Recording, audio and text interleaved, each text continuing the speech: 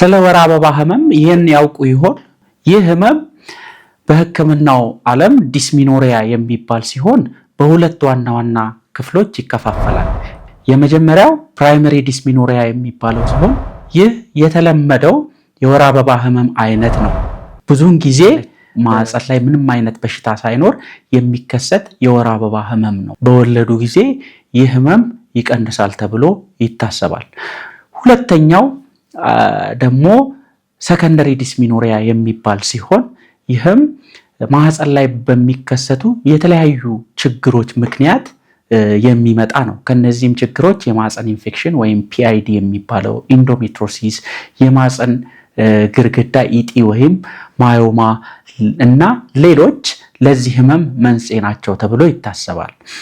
የወር አበባ ህመም ባህሪዎችን ስናይ የወር አበባ ህመም ቁርጠት አይነት ህመም በታችኛው ሆዳችሁ ክፍል የሚከሰት ሲሆን ይህም ህመም አልፎ አልፎ ወደ ጭንና ወደ ጀርባ የመሰራጨት ባህሪ አለው።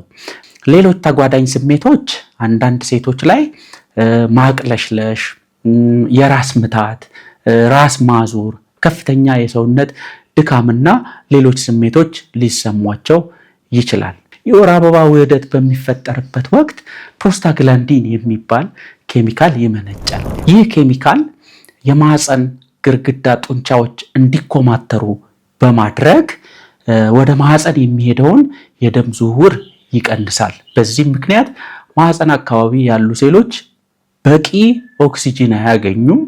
ይህም ሃይፖክሲያ የሚባል ነገር ይፈጥራል። ይህ ሃይፖክሲያ ማህፀን አካባቢ ያሉ የህመም ነርቮች እንዲነቃቁ በማድረግ ለዚህ ህመም መንስኤ ይሆናል። ስለዚህ ዋናው የህመሙ መንስኤ ይሄ ፕሮስታግላንዲን የሚባለው ንጥረ ነገር እንደሆነ ይታወቃል ማለት ነው።